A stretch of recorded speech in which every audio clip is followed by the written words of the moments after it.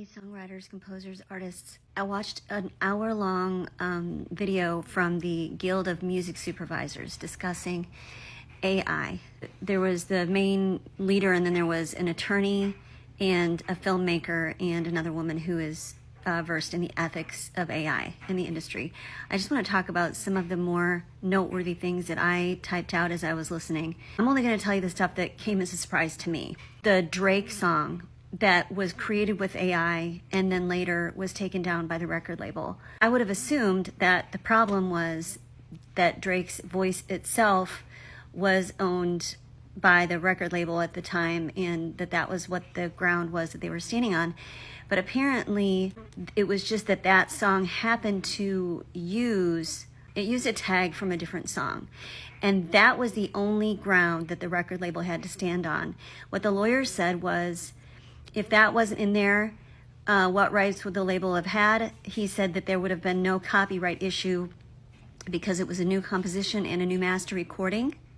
So then he talked about the rights of publicity, which is on a state level legality. So it's not a federal thing.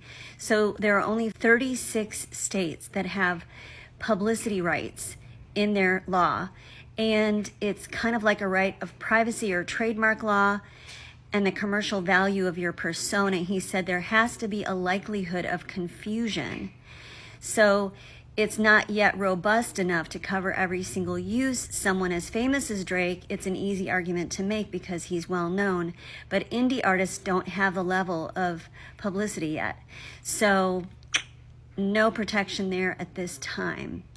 They also said, does the right to publicity extend when no one is monetizing it? And he said, you can really only collect damages if somebody is monetizing it.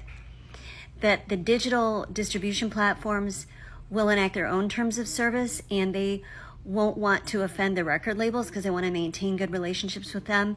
So they could say that anybody who uploads an AI, they'll take it down, but the question is, will their systems be robust enough to detect when AI has been used? And that's a big question mark. Another point that was surprising to me is that they gave the statistic that 100 million AI tracks have currently been generated for streaming in digital outlets, which I think the previous thing I was talking about was regarding AI vocals, okay?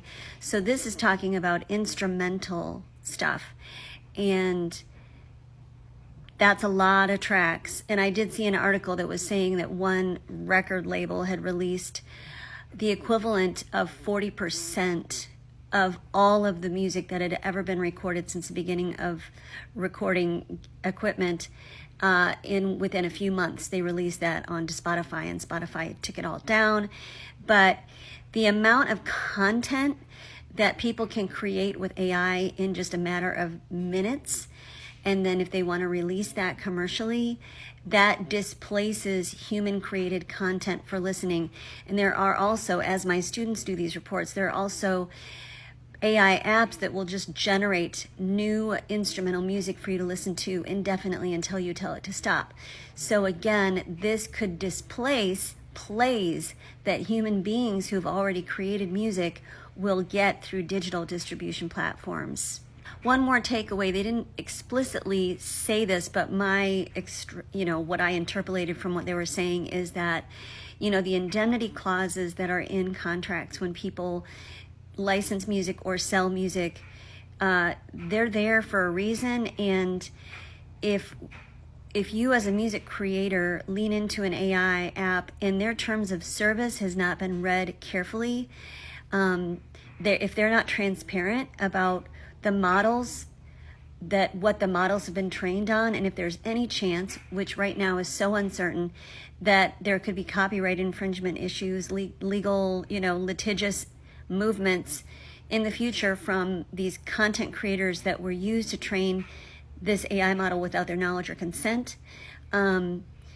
It seems really risky to lean into the use of an AI tool currently for the use of commercially released music or music that you're doing for a client, if you have not yet read the terms of service and if they're not being transparent about what they're using to train their models, because you could end up losing your shirt. So this is just what I learned this morning and I wanted to share.